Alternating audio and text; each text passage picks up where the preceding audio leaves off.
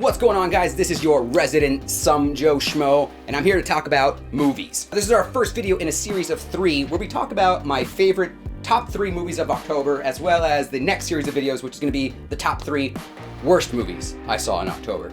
Now, just to give you a little background, me and my best friend, we decided to watch one horror movie a day throughout the month of October, and the only stipulation we really had was it had to be movies that we have not yet seen. So with that being said, I wanted to give you a little bit of my take on what I thought were the best and worst of those movies that we watched. But before I do that, guys, I'm gonna go ahead and remind you to go ahead and just elbow drop on that like button. I want you to go ahead and just headbutt that subscribe button. And now that I have you completely disorientated, let's go ahead and jump into our first film here. The Cleansing Hour.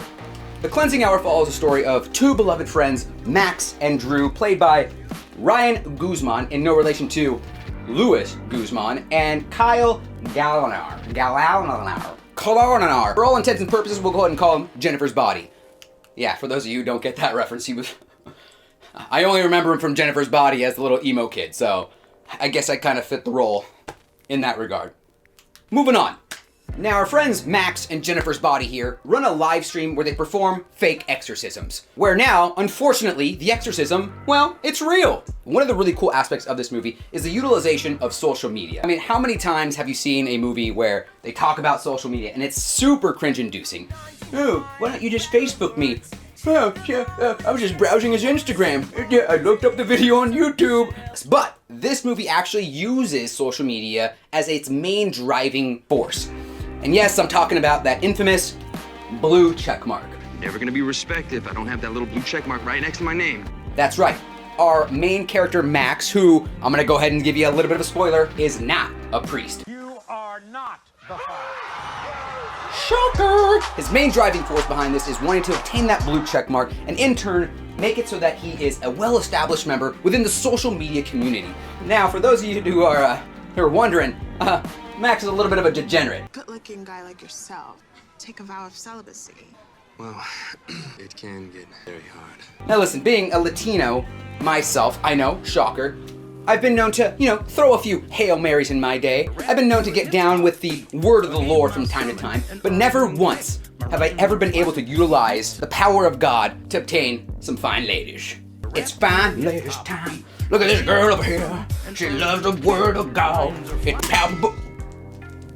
Using the fanatical power of God for money, lust, power, surely doing any sorts of things in the word of the Lord in this capacity will lead to just favorable outcomes. Maybe, just maybe, the word of the Lord is enough that, that's not gonna happen. No, we're gonna have some bad times here, guys. Come on. Before we continue, though, I just want to say once again, the utilization of social media and even live stream capabilities is actually used pretty well in here. This movie also has probably one of the most accurate portrayals of Twitch chat that I've ever seen. Look at these guys. Look at the comments just come in. It's no wonder to me that our main protagonist, Max, is a complete degenerate. I mean, it just resonates well between himself and the community in which that is viewing him. Wait, Satan is Twitch chat? As the old saying goes, you mess with the horns, you're gonna get a real bad time of hell right up your ass. This now causes our main characters, Max and Jennifer's Body, to now find deep within them the power of faith and belief in order to overcome their inner demons. Friends, never underestimate the power of prayer. Or the power of denial.